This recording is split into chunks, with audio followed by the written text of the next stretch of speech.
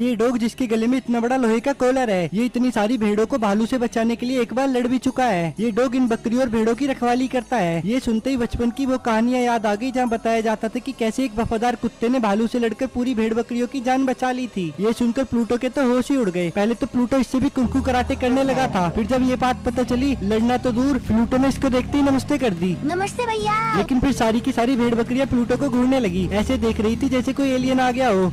और प्लूटो सबको देखकर मुस्कुराने लगा। भैया क्या मैं सच में हैंडसम दिखता हूँ? अबे तू हैंडसम नहीं है, जैकेट पहनकर एलियन लग रहा है। फिर हम आगे बढ़े तो रास्ते में बर्फ जमी हुई मिली। इस बर्फ पर हल्का सा भी पैर फिसलता तो सीधे नीचे गिर जाते। फिर किसी तरह थकार कर ऊपर झील तक पहुँचे। इस बार न बर्फ पड़ी थी न झील में पानी। वहाँ रहने वाले भैया ने बताया कुछ साल पहले इस वक्त यहाँ चारों तरफ बर्फ ही बर्फ होती थी और आज क्लाइमेट चेंज की वजह से पहाड़ों में बर्फबारी कम और देरी से हो रही है। हंसी मजाक के बीच एक कड़वी सच्चाई भी दिख गई। क्लाइमेट चेंज बहुत तेजी से पृथ्वी को तबाह कर रहा। ये डॉग जिसके गले में इतना बड़ा लोहे का कॉलर है, ये इतनी सारी भेड़ों को भालू से बचाने के लिए एक बार लड़ भी चुका है। ये डॉग इन बकरियों और भेड़ों की रखवाली करता है। ये सुनते ही बचपन की वो कहानियां याद आ गई जहाँ बताया जाता था कि कैसे एक वफादार कुत्ते ने भालू से लड़कर पूरी भेड़ बकरियों की जान बचा ली थी। ये सुनकर प्लूटो के तो होश ही उड़ गए। पहले तो प्लूटो इससे भी कुंफू कराटे करने लगा था, फिर जब ये बात पता चली लड़ना तो दूर, प्लूटो ने इसको देखते ही नमस्ते कर दी। नमस्ते भैया। लेकिन फिर सारी की सारी भेड़ बकरियां प्लूटो को घूरने लगी, ऐसे देख रही थी जैसे कोई एलियन आ गया हो।